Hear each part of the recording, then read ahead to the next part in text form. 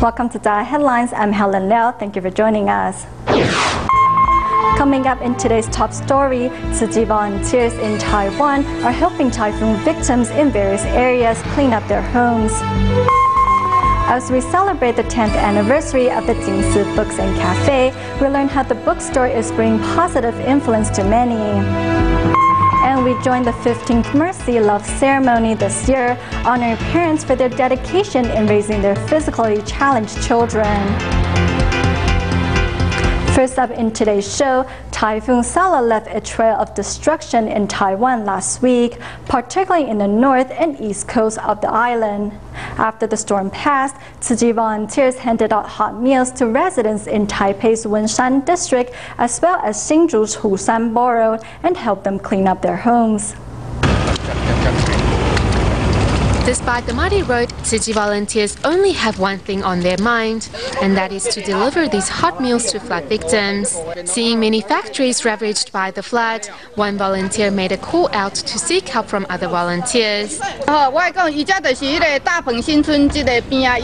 Everyone in the neighborhood is also coming together to help. After hearing of the disaster, Tzu Chi sisters soon prepared lunch boxes for the residents here and even offered to help clean up. As the borough head, on behalf of my residents, I would like to say thank you to Tzu Chi. Over 50 Tzu Chi volunteers from Taipei's Wenshan district arrived to help these devastated factories and carefully wash and rinse through anything that is still usable, an effort that deeply moves the owner of this warehouse. In this 900 square meters warehouse, there are tens of thousands of pots, and we have already spent a whole day cleaning them, so we are getting tired. Volunteers asked if we need Tzu Chi's help. You know, hearing that alone makes me feel really relieved. Over in Hsinchu's Hushan borough, Tzu Chi volunteers are working with the borough head to hand out lunch boxes to residents in the area. This is the worst disaster we have experienced in a decade. Some of the furniture we bought were new. Electronic devices like refrigerator and washing machine. It is all broken now. Tzu Chi volunteers personally deliver hot meals into the hands of disaster victims and also warm their hearts on the way. In Taiwan's Yunlin County, every hard rain brings flood and misery for residents. The problem is that Yunlin has been pumping out groundwater for commercial and residential use since 1958. As Yunlin's ground sinkage has continued to worsen, expert and government officials are working hard to figure out ways to ensure that water remains accessible for Yunlin's many farmers and industries while not threatening the county's way of life. We're standing at the dike that separates Yunlin from the sea. Although you see the dikes here are at least a meter higher than the sea below, that is only because the dikes and the road next to it have been continually raised.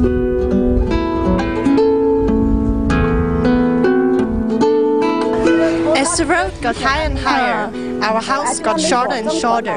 Whenever the waters come, they will flow down here. Every time it rains hard, the area around our house becomes a river. From the outside, Miss Lin's house looks like it's sinking, but from the inside, it looks like it is getting taller. Regarding the frequent flooding, many residents have simply resigned themselves to accept it.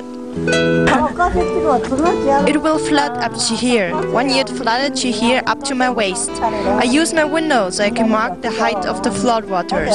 Although I'm used to it, I'm still afraid. When the waters come, I can't sleep. The main road of Wukong village would always be covered in 3 to 5 centimeters of standing water as a result of the flooding of the nearby drainage channel. Now that it is raised, the waters cover the sidewalks instead. When the tide goes up, the water gates open to let out the collected water. But now, in these sunken areas, the window of time is shorter and shorter. In the future, there might only be 2 to 3 hours of time in which water can drain out to sea. And that means it won't take a typhoon or heavy rain to bring flooding, but a simple raining day will do it. A dike keeps the sea waters out, but since the houses inland now lie lower than sea level, waters no longer flow out to sea, but inland. The rivers are now lower than sea level, so that means that the seawater is continually flowing in the direction of land through the drainage channels. In pretty much every village or town that borders the sea here in Yunlin, we are seeing this problem. The sinking of land here in Yunlin is a long-term problem. It took threats to the operation of the high-speed rail to bring the problem back to the forefront. In 1958, the central government opened Yunlin's underground water reservoirs for development. Soon after, not only were government agencies and schools drawing the water from the ground sources, but private wells were also opened. Presently, Yunlin has over 107,000 wells, but those most responsible for the sinkage are those that reach 200 meters or more underground.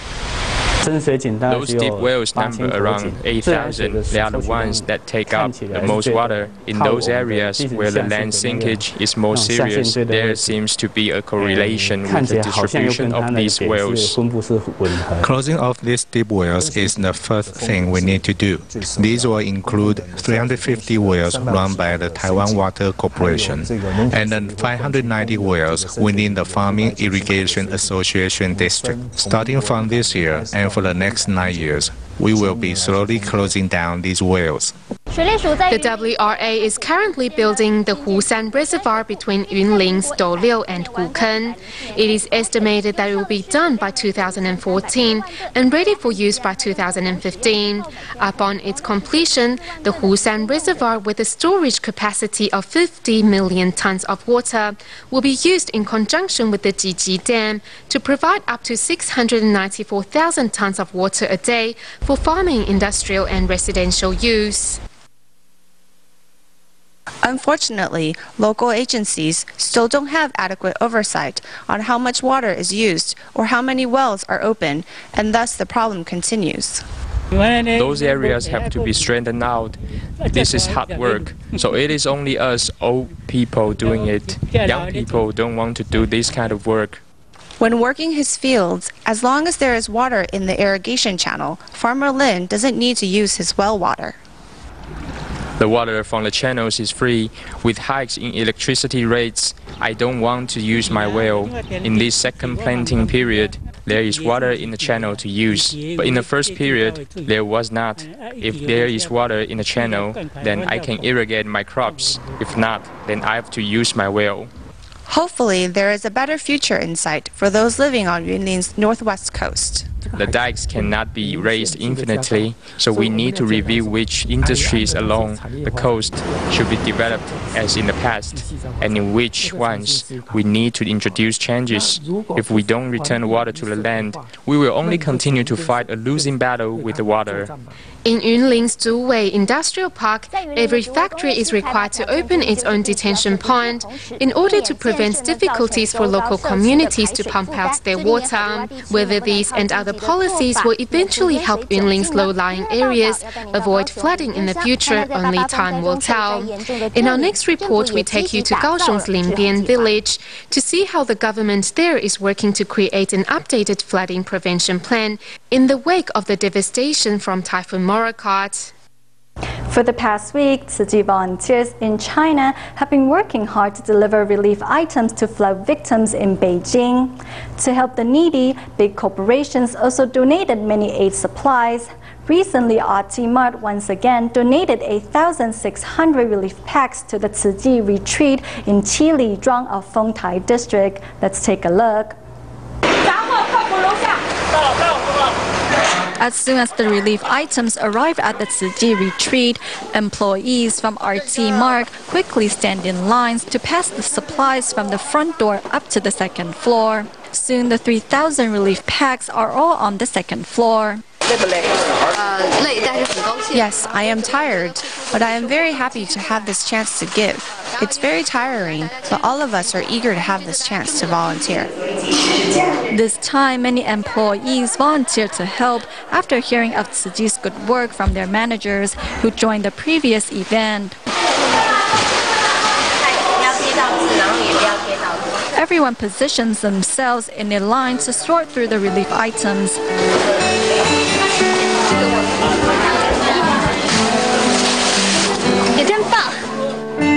The event was even joined by a 6-year-old. His mother says she wants to teach him to have a giving heart.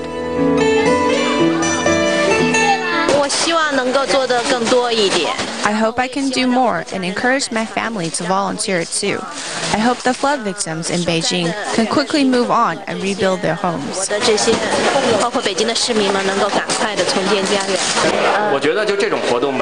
I'm very touched by the event because Tzu Chi connects all of us together and gives us this opportunity to help the needy. The flood victims in Beijing are really suffering. My friend visited the disaster area and said the situation is terrible. I hope to contribute my share to help the flood victims.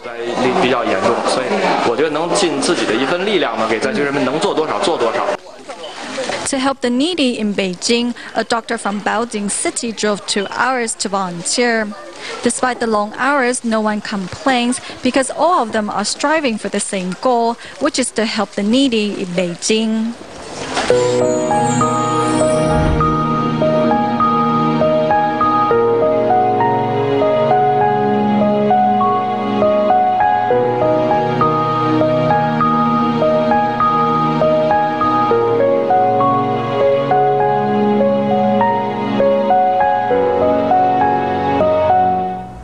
As we celebrate the 10th anniversary of the Jingsi Books and Cafe, we learn from many customers how the bookstore has helped them overcome their difficulties in life and the wisdom they have gained. First, we meet Wu Rui Huang, who shares with us how he found value and purpose in life at the bookstore. With a book in hand, Wu Rui Huang arrives at the Jingsi Books and Cafe, not only to gain knowledge, but also to enjoy the serenity the bookstore offers. Turning the clock back 3 years, Wu was at a low point in life after encountering relationship problems, and became quite depressed as a result. At that time, I encountered relationship problems and had been depressed for a while. After work and dinner each day, I would take a walk around my house. As Wu Rui Huang was taking a walk, he came by the Jingsi Books and Cafe near his house. I still remember that day when I was buying something, and Sister Qing'e said to me, "You are here very often recently." I said yes, and she asked if I was interested in coming to volunteer, so I left my email address with her. Today, Wu Rui Huang still keeps the invitation the volunteer sent to him, and when facing difficulties, he also used Jingsi aphorisms to encourage himself. Back then, I would be influenced by little things in life and would be feeling down, so I used the Jingsi aphorism of getting angry is punishing oneself for the mistakes of others to encourage myself. Also finding a way out of life through Jingsi Books and Cafe is Wang Shaoqing. Actually, when I left, of course, I had buried a lot of anger and pain in my heart. Also, I felt that coming to this point in life, it was very depressing. Wang Shaoqing, the general manager of a high-tech company, lost his job in the 2008 global economic crisis. 9 years ago, after a friend's recommendation, Wang became a regular customer at the bookstore every weekend. Since then, Wang Shaoqing has never missed the monthly study group, and the wisdom he gained has helped him overcome the pain of losing his job and become a full-time volunteer. When I came to the study group at the Jingsi Books and Cafe, I came across this saying, "The world is impermanent and our land is fragile." To be honest, I was really shocked to realize that everything in this world can be destroyed within a second. Some customers are here by themselves, while others may be here with friends. Nevertheless, the bookstore is said to have saved lives too. One of our customers, his partner in their business, ran away, leaving all the debt and lawsuits to him. Originally, he contemplated suicide, but because he had passed here on the way, he said this place helped him stay calm, and he no longer thought about ending his life. The Jingsi Books and Cafe, an utopia inside a busy city, is like a lighthouse guiding lost souls towards the right direction in life. As the Jingsi Books and Cafe have attracted many young people, today we look at the story of employee Guo Boheng. 10 years ago, he decided to dedicate his time to the store and vowed to introduce the goodness of Tzu Chi to everyone. Now, 10 years later, he continues to be a happy employee at the bookstore. Walking along the street is Guo Boheng, who has been working at the Jingsi Books and Cafe for nearly 10 years. Before graduating with an economic master's degree, Guo decided to work at the Jingsi Books and Cafe. His decision was once forbidden by his parents. Back then, I thought there was still a long time before I graduated from university, so I could take my time to convince my parents. When I decided to work at the Jingsi Book and Cafe, my mother didn't agree nor disagree. However, I believe she supported my decision. After putting on his uniform, Guo Boheng inspects the area and cleans up the store. To him, the first impression of the store is important and is also a way to pass on the Dharma. He volunteered at the Xinwutai, Jingsi Books and Cafe, when he was a second-year university student. We thought he was just here for the summer, but we soon realized that he treated this place like a home. He was always here after school. First of all, I like the environment and thought there must be many that feel the same way as me. Secondly, Jingsi is a Dharma lineage, and as a Tzu Chi alumnus, I feel that I should stay here and pass down Tzu Chi to others. From an employee to manager and to Northern District Manager, Chen Yingsu has been working with the Jingsi Books and Cafe for over 10 years. Back then, I was in my 4th year of university. A Tzu Chi alumna told me that the Xinwutai Jingsi Books and Cafe was looking for employees. So I thought I should give my first resume to Tzu Chi, to Master Zheng Yan. As an employee or a manager, Chen treats everyone equally and cares for them just like her own family. When we have a lot of community events, the store will be very busy. Sometimes we will have various events on the same day at different locations. I treat myself as their co-workers because many of our stores only have one employee, and it is a lot of hard work too. Every month, Chen will visit stores in the Northern District to check on employees and store operations. It is important to care for employees. This is something that I strive for since I was a store manager. I hope everyone can work happily and serve our customers with joy.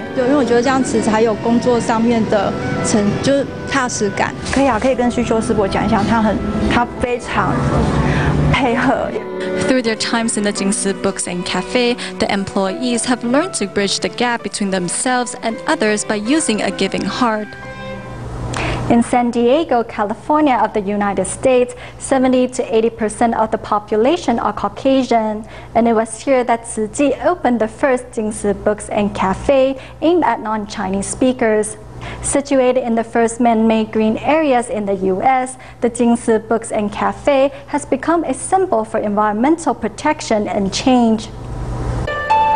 In the last 3 decades, 1/3 of the Arctic ice cap has disappeared, and global climate change has become extreme. But instead of going along with green trends, the United States seems to be going the opposite direction with its culture of overconsumption. Using environmental-friendly products, this store is the first step to making a change to the people of this nation.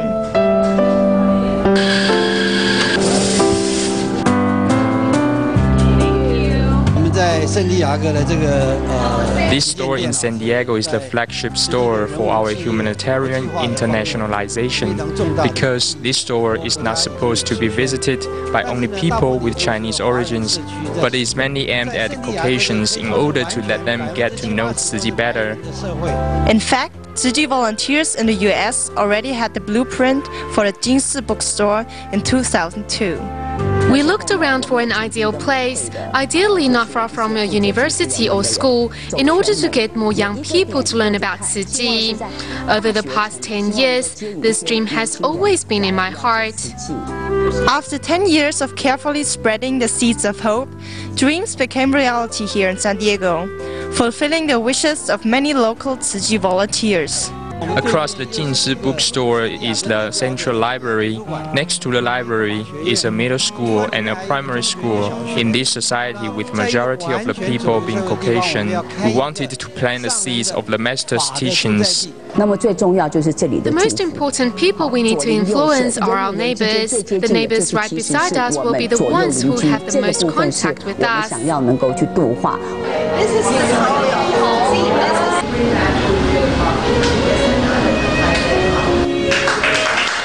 After hearing the wonderful talk, I had to buy some things from coffee, a coffee mug, which was 15% off, to a grocery bag. That's for grocery shopping. Look at how small and convenient that is, just to leave in my car. Can you buy something similar like this in this neighborhood? No, not really. I mean, here around, things like that, no. What we have here around is just, pubs and bars. The Jinshi bookstore is the first in the country which emphasizes environmental protection, as it was built in an urban green area with lots of bike paths and trails.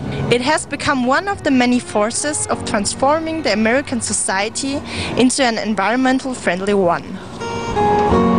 If you look at San Diego as a whole, we're a very laid-back community and appreciate the 70 miles of coastline here in San Diego. A place like this really helps you take some time and reflect and what our Earth means, and have some delicious coffee while you're doing that, and read. It's special. Thanks to the hard work over the past 10 years, the efforts of countless volunteers have finally borne fruits. Volunteers vote to spend another 10 years spreading the idea of environmental protection throughout the United States.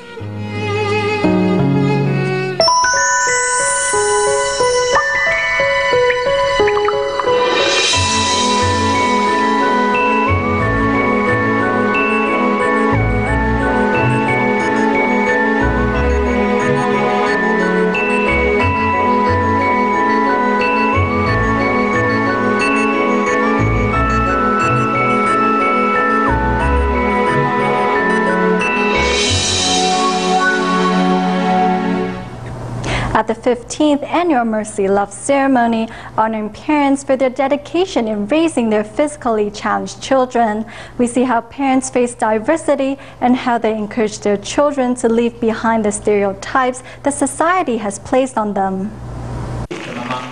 Suffering from a rare disorder, this pair of adorable sisters have legs that are unable to function properly. They were young when we found out they had this rare condition. Every day since then, we stretch and move their legs so their muscles don't atrophy. Zhang Yaru was 17 when she was involved in a car accident, paralyzing her for the rest of her life. Although she suffered from depression, thankfully, with her parents' encouragement, she has seen the silver lining. As parents, of course, we try our best to keep her spirits up by telling her encouraging things. I'm so happy that she's doing much better now. Leaving depression behind, Zhang Yaru is now a radio host, encouraging others much like her parents did for her. Over these past 10 years, I have felt unconditional love from my parents. I hope to take care of them the same way later on. On stage are outstanding parents who have given their all to nurture their physically challenged children, a dedication worth honoring. Last week, Typhoon Sala has flooded many areas in central Taiwan. After the disaster, Taichung Tzu Chi volunteers helped local residents clean up their homes. That's all the time we have for. Thank you for watching DaAi Headlines. Goodbye.